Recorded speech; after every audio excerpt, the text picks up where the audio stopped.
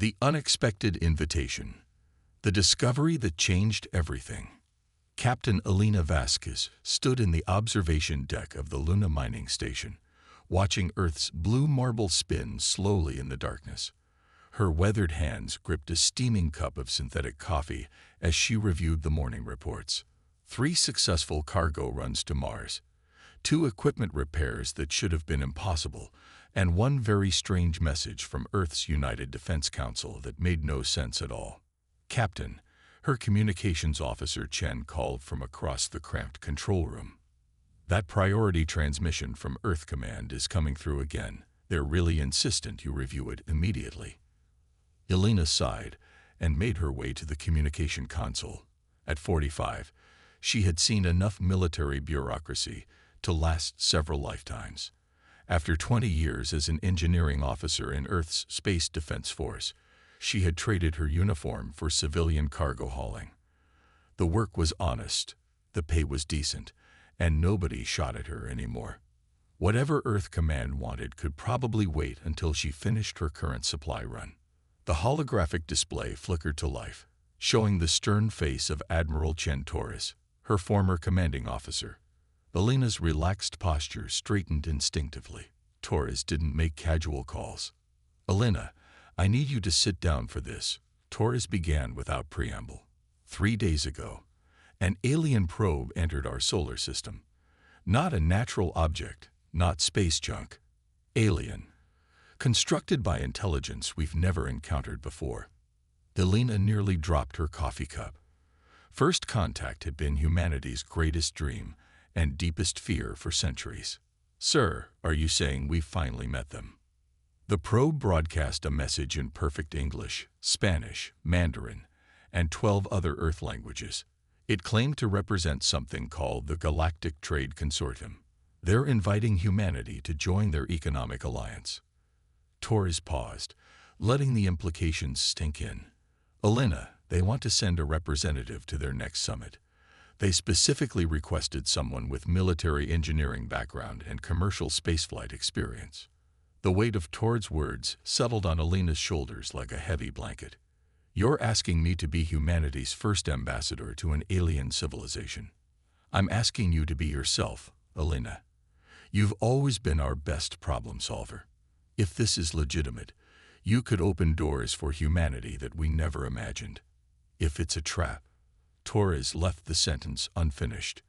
The journey to the unknown. 2 weeks later, Elena found herself aboard the most advanced spacecraft humanity had ever built, following coordinates provided by the alien probe. The ship, hastily constructed using every breakthrough technology Earth possessed, felt fragile compared to the vast emptiness of interstellar space. Her crew consisted of Dr. Sarah Kim, a xenobiology specialist, and Lieutenant Marcus Rodriguez, a communications expert with more translation protocols than Elena thought possible. "Contact in 30 minutes, Rodriguez announced from the pilot station. "I'm picking up massive energy signatures ahead. Whatever they built out here, it's bigger than anything we've ever imagined." Elena pressed her face to the observation window and gasped. Commerce Hub Theta stretched across space like a metallic city, its countless docking bays glowing with lights from a dozen different spectrums. Ships of impossible designs moved between massive rotating sections, each one representing technology that made Earth's finest engineering look primitive. "My God," Dr. Kim whispered. "The smallest of those vessels could house our entire space fleet." As their ship approached the designated docking bay, Elena noticed something troubling. Several alien vessels were departing rapidly, their trajectories suggesting they were leaving the station entirely. Whatever was happening inside, not everyone was happy about humanity's arrival. First contact protocol. The docking procedure required Elena's ship to be completely scanned, decontaminated, and enclosed within an atmospheric containment field. As the 3 humans stepped through the airlock, Elena got her first look at truly alien architecture. The corridors were vast and curved, with gravity that seemed to adjust itself based on the occupants' needs. Beings of incredible diversity moved through the passages, their forms ranging from crystalline structures that rang like bells when they moved to flowing, liquid entities that defied every law of physics Elena understood. "Captain Vasquez," a melodic voice called. Elena turned to see a towering crystalline being approaching, its faceted surface reflecting the corridor's bioluminescent lighting. "I am Administrator Vex-9, Coordinator of Commerce Hub Theta. Your species' arrival has generated considerable discussion among our member civilizations." Elena extended her hand in greeting, then quickly withdrew it when she realized the gesture might be meaningless to a crystal-based life form. "Administrator Vex-9, I'm honored to represent humanity at this gathering. We're grateful for the invitation, though I admit we're not entirely sure why we were selected." Vex-9's crystalline form chimed softly, which Elena hoped indicated amusement rather than annoyance. "Your species scored remarkably high on our adaptability assessment. In the 3 centuries since achieving spaceflight, humans have demonstrated unusual creativity in solving problems with limited resources. This trait is highly valued in interstellar commerce." As they walked through the station's main concourse, Elena noticed the reactions of other alien species. Some watched with obvious curiosity, their multiple eyes or sensory organs tracking the human's movement. Others deliberately avoided looking in their direction, and a few groups seemed to be engaged in heated discussions that stopped abruptly when the humans passed by. "Administrator," Elena said carefully, "I can't help but notice that our arrival seems to have caused some controversy." Vex-9's chiming became more subdued. "The consortium has not inducted a new species in over 200 years. Some members question whether beings from such a young civilization can contribute meaningfully to our alliance. Others worry about humanity's historical tendency toward conflict." The test begins. The main conference chamber was a marvel of engineering that made Elena's breath catch in her throat. Hundreds of alien representatives were arranged in concentric circles around a central platform, each delegation's seating adapted to their species' specific needs. The humans were assigned seats in the outermost ring, traditionally reserved for observers rather than full participants. Elena studied the assembled delegates with professional interest. The Kitharan delegation, insectoid beings with iridescent shells, occupied an entire section near what appeared to be an atmospheric processing unit. Across from them, the Valtris collective, beings of pure energy contained within mechanical suits, generated a constant low humming that Elena felt in her bones. Most imposing were the hegemony representatives, massive reptilian creatures whose presence seemed to command respect from every other species in the chamber. "Attention, gathered members of the Galactic Trade Consortium." Vex-9's voice resonated through the chamber's translation system. "Today we consider the application of species 7834, commonly known as humans, for membership in our alliance." A ripple of sound moved through the assembly, combining dozens of different forms of communication into a symphony of alien discourse. Elena noticed that several delegations were already showing signs of agitation. The first to speak was Ambassador Krex Tor of the Hegemony, whose massive reptilian form dominated the central speaking platform. "Administrator Vex-9, with respect to this assembly, the hegemony objects to this proceeding. Humans have demonstrated consistent aggressive behavior throughout their brief spacefaring history. They lack the stability necessary for interstellar commerce." Elena felt her jaw tighten, but Dr. Kim placed a restraining hand on her arm. This was exactly the kind of reaction they had prepared for. A new voice joined the debate, this one belonging to a Valtris collective representative, whose energy form flickered with what Elena interpreted as agitation. "The collective agrees with hegemony concerns. Human technological development has been characterized by weapons advancement rather than peaceful exploration. Their own historical records document continuous warfare spanning millennia." Elena stood slowly, hoping she wasn't violating some unknown protocol. "Administrator Vex-9, may I respond to these concerns?" The chamber fell silent. Vex-9's crystalline form chimed thoughtfully before responding. Captain Vasquez, while custom dictates that applicant species observe rather than participate in initial discussions, the consortium values direct communication. You may speak. Elena walked to the speaker's platform, acutely aware that hundreds of alien eyes were focused on her every movement. She had commanded engineering teams under enemy fire, had jury-rigged life support systems, while asteroids exploded around her ship, but nothing had prepared her for this moment. Honored members of the Galactic Trade Consortium, she began, her voice steadied despite her racing heart. You're absolutely right about humanity's history of conflict. We have fought wars over resources, territory, ideology, and sometimes simple misunderstanding. But that same history also demonstrates our capacity for growth, cooperation, and innovation under pressure. Elena gestured toward the assembled delegates. I see species here that have clearly overcome their own historical challenges to work together. The question before us isn't whether humans are perfect, but whether we can contribute to this alliance while learning from our mistakes. Ambassador Krextor's massive form shifted, his reptilian eyes fixed on Elena with predatory intensity.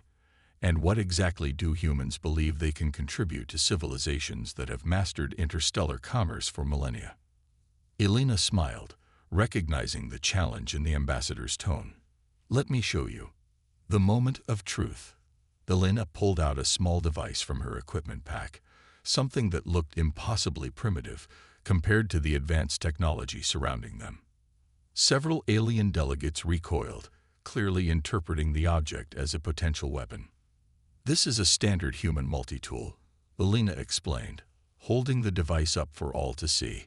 Basic metal construction, mechanical components, nothing that would impress any of your civilizations. But watch what happens when human ingenuity meets alien technology. Elena approached one of the chamber's control panels, a device that Dr. Kim had assured her was used for atmospheric regulation. The crystalline interface was completely unlike any human technology, but Elena studied it for several minutes with the focused intensity that had made her one of Earth's best engineers. The problem with most advanced systems, Elena said as she worked, is that they're designed by beings who think in similar patterns. They're elegant, efficient, and completely predictable. She used her multi-tool to make several adjustments to the panel's exposed components. Humans think differently. We see connections that others miss, solutions that violate conventional wisdom. Suddenly, the chamber's lighting shifted, creating a spectacular display of colors that highlighted the natural beauty of each alien species present. The atmospheric processors began generating a symphony of scents and sounds that somehow enhanced the comfort level for every delegate simultaneously. Impossible, breathed the Valdra's collective representative. That control system has been optimized by our best engineers for over a century. The modifications you made should have created system conflicts. Elena grinned, the expression translating clearly despite species barriers. That's the thing about humans. We don't know what's impossible until someone tells us, and sometimes we do it anyway. The chamber erupted in discussion, but Elena noticed that the tone had shifted dramatically. Instead of hostility, she heard curiosity, excitement, and something that sounded remarkably like respect. Administrator Vex-9's crystalline form chimed in a complex pattern that Elena was beginning to recognize as deep thought. Captain Vasquez, your demonstration raises interesting possibilities. However, membership in the consortium requires more than technological adaptability. It requires trust, and trust must be earned through shared challenges. Elena nodded, understanding that this was only the beginning. Administrator, humanity is ready for whatever test you believe necessary. We didn't come this far to give up at the first obstacle. As if summoned by her words, emergency alarms began blaring throughout the station. Red warning lights bathed the chamber as automated systems announced in dozens of languages. All delegates to emergency stations. Ancient enemy vessels detected approaching outer perimeter. The devourers have returned. Elena felt ice form in her stomach. Whatever was coming, it was about to test not just humanity's worthiness for consortium membership, but their very survival. Around her, Alien delegates were moving with obvious panic, their movements suggesting this threat was something they had hoped never to face again. The real test was about to begin, and Elena realized that everything they had discussed about human adaptability and ingenuity was about to be put to the ultimate trial. As the chamber emptied around her, Elena made a decision that would define humanity's relationship with the galaxy forever. She wasn't running to an emergency station. She was running toward the problem, because that's what humans did when everything seemed impossible. The fate of multiple civilizations might just depend on one stubborn human engineer who refused to accept that some problems couldn't be solved. When ancient enemies return, the ancient terror, Elena pushed through the panicking crowd of alien delegates, fighting her way toward the station's command center. The emergency alarms painted everything in harsh red light, and the air filled with the sounds of dozens of different species expressing fear in ways that transcended language barriers. Dr. Kim and Lieutenant Rodriguez flanked her, their training keeping them focused despite the chaos erupting around them. "Elena, what are we doing?" Dr. Kim shouted. Over the noise, "Everyone else is heading to emergency shelters. Everyone else isn't human," Elena replied grimly. "We need to understand what we're facing before we can figure out how to survive it." The command center doors hissed open, revealing a scene of controlled panic. Administrator Vex-9 stood at the center of a holographic display, showing the space around Commerce Hub Theta.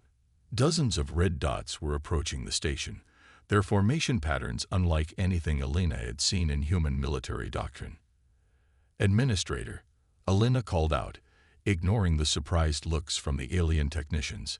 "What exactly are the Devourers, and why is everyone so terrified?" Vex-9's crystalline form resonated with harmonics that Elena was learning to recognize as extreme stress. "Captain Vasquez, you should be in the emergency shelters with the other delegates. This is not a human concern. If those ships destroy this station, it becomes everyone's concern," Elena replied firmly. "My species may be new to interstellar politics, but we're not strangers to warfare. Let us help." A new voice cut through the discussion, belonging to Fleet Commander Dexka of the Hegemony military forces. The massive reptilian officer's presence dominated the command center as effectively as his ship dominated space battles. "The human speaks boldly for one whose species has never faced a true interstellar threat. The Devourers have conquered 17 civilizations over the past millennium. They consume technology, resources, and entire populations, leaving nothing but empty worlds in their wake." Elena studied the tactical display with professional interest. The approaching ships moved in patterns that seemed almost organic, flowing around each other like a living organism rather than a traditional military formation. How many times have consortium forces engaged them successfully?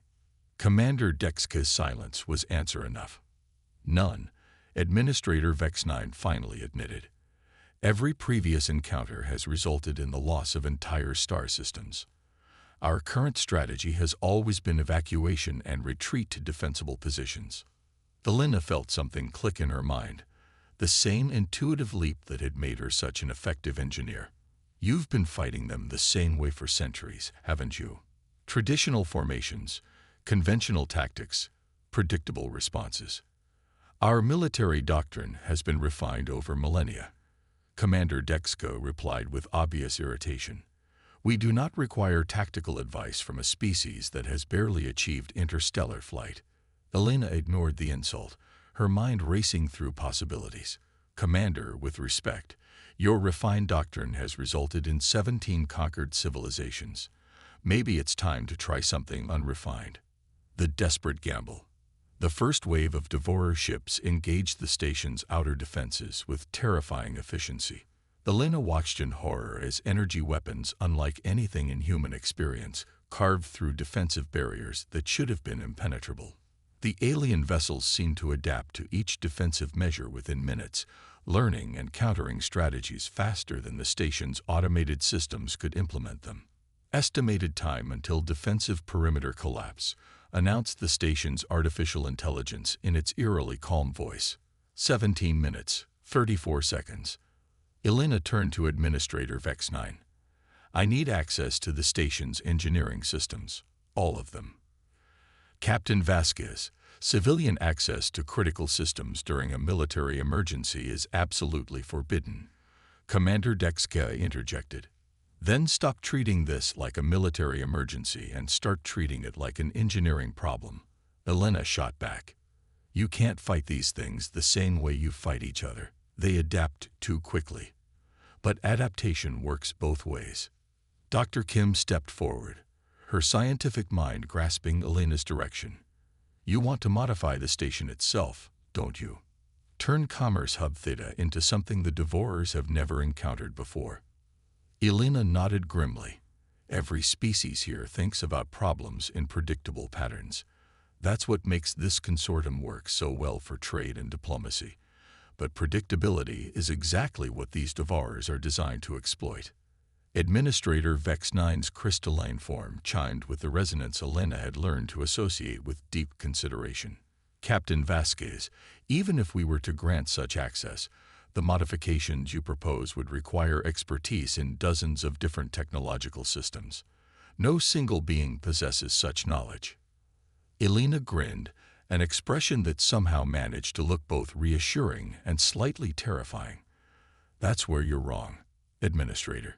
No single being, maybe, but humans specialize in taking things apart and putting them back together in ways they were never designed to work. The station shuddered under another wave of attacks, and the lights flickered ominously.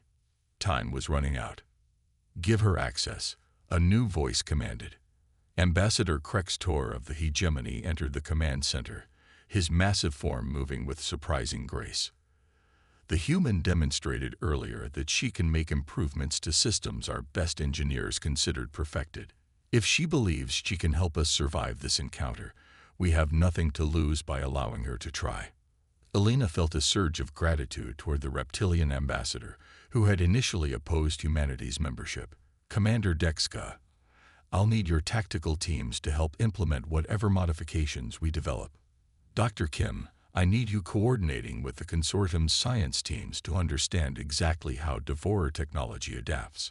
Rodriguez, get me a communication link to every engineering team on this station. Innovation under fire. The next hour became a blur of desperate creativity that would have been impossible for any single species to accomplish. Elena found herself at the center of a technological symphony, coordinating between crystalline beings who thought in harmonic patterns, energy-based entities who processed information at the speed of light, and mechanical species whose precision made human engineering look like primitive craftsmanship. The Devourer ships are using quantum resonance scanning to predict our defensive responses, reported a Valdris collective engineer whose energy form flickered with computational intensity.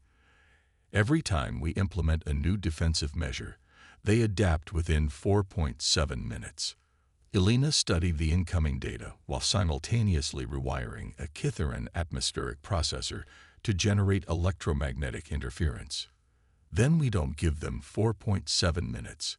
We change everything simultaneously, faster than they can process the adaptations.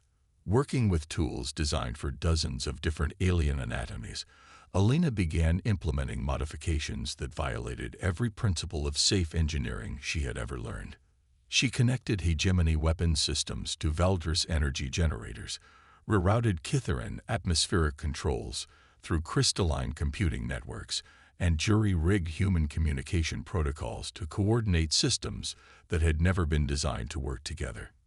Captain Vasquez, Commander Dexka reported from the tactical station.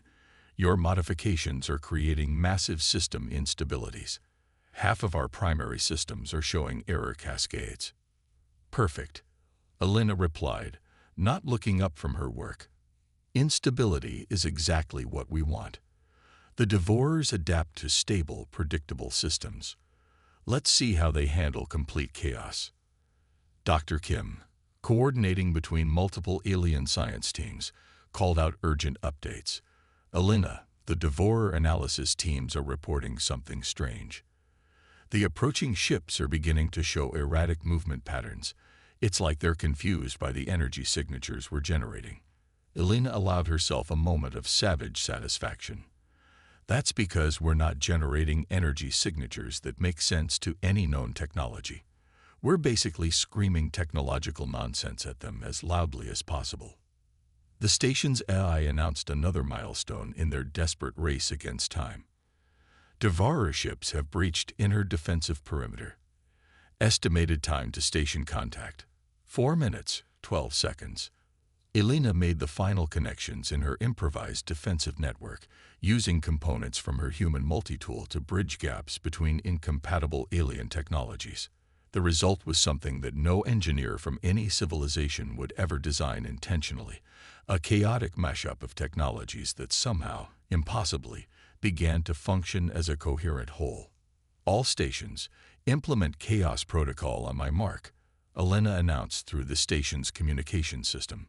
Remember, the goal isn't to make sense.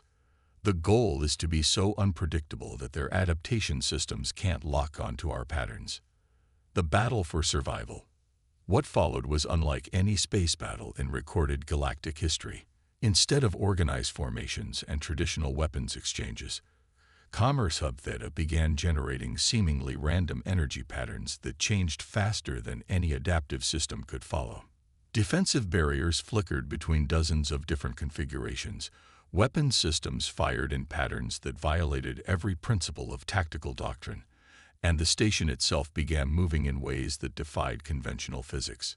The Devourer ships, faced with this technological chaos, began to falter in their approach. Their adaptation systems, designed to counter predictable threats, couldn't lock onto patterns that didn't exist. Energy weapons that should have carved through the station's defenses instead found themselves targeting phantoms, adapting to counter systems that had already changed into something completely different. "It's working," Commander Dexka announced with something approaching awe in his voice. "The Devourer ships are breaking formation. Their weapons efficiency has dropped by 60%.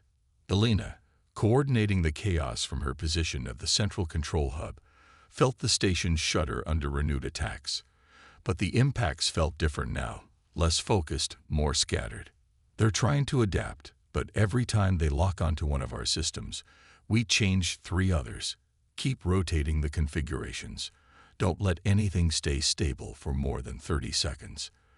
The battle raged for another hour, with Commerce Hub Theta transforming from a peaceful trading post into something that resembled a technological fever dream more than a space station.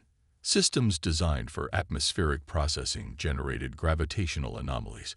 Communication arrays broadcast weapons-grade electromagnetic pulses, and the entire structure began to move through space like a living organism rather than a constructed facility. Finally, impossibly, the Devourer ships began to retreat. Their perfect adaptive systems, faced with chaos that defied adaptation, could not formulate an effective response. The ancient terror that had conquered 17 civilizations flowed from a single trading station defended by impossible technology and human stubbornness. The price of trust. In the aftermath of the battle, Elena found herself in the station's medical bay, being treated for exhaustion and minor injuries from her frantic work with incompatible technologies. Around her, alien medical personnel worked to treat delegates and crew members who had been injured during the attack, their different anatomies requiring specialized care that somehow the medical teams provided with seamless efficiency. Administrator Vex-9 approached her recovery bed, the crystalline being's form chiming with harmonics Elena had never heard before. "Captain Vasquez, the consortium owes you and your species a debt that cannot be easily repaid.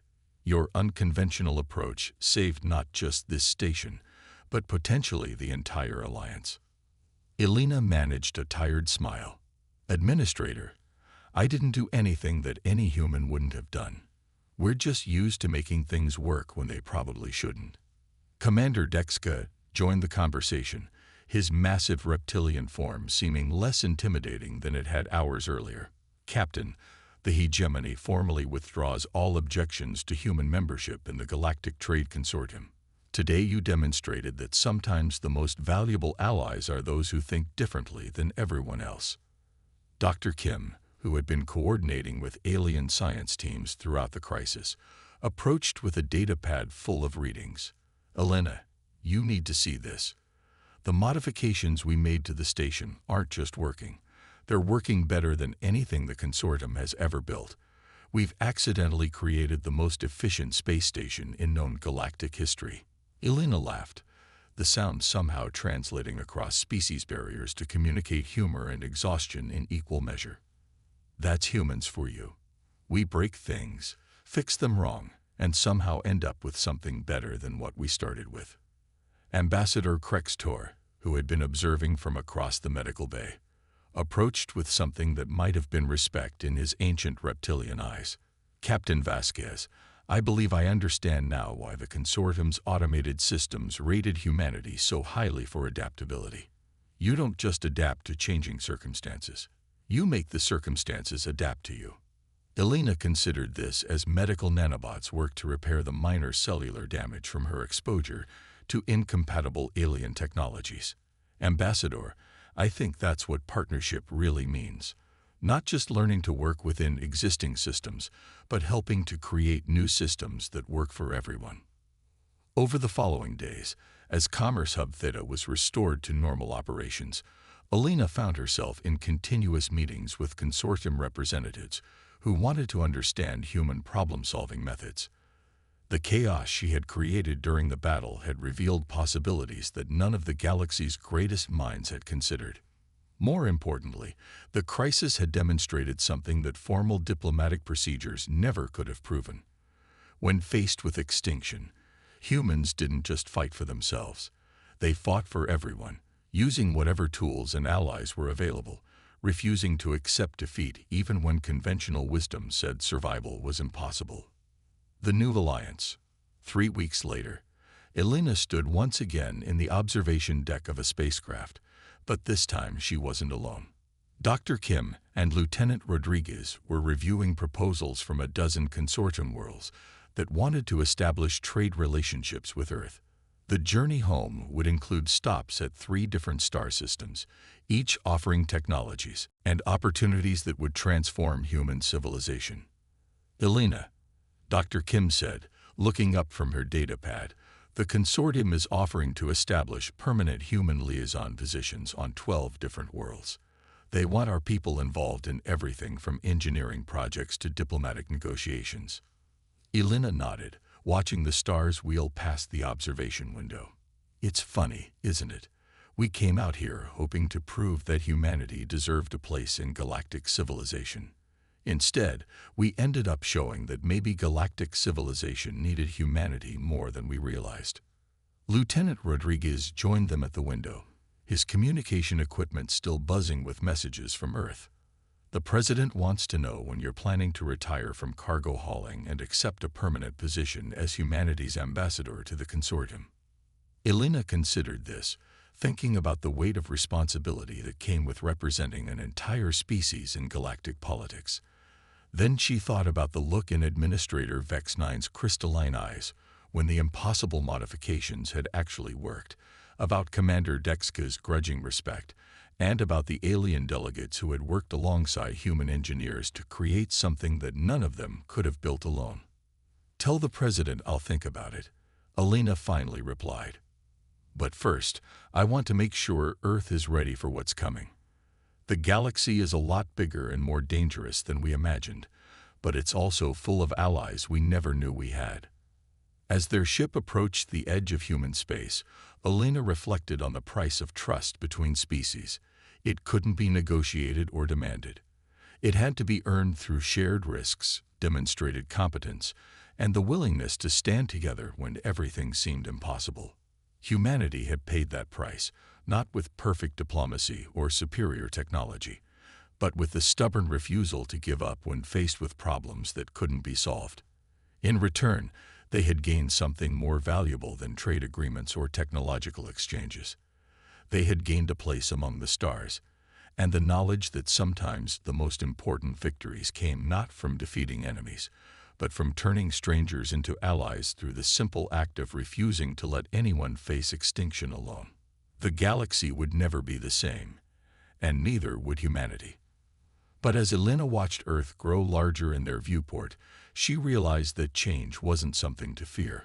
It was something to embrace, one impossible problem at a time.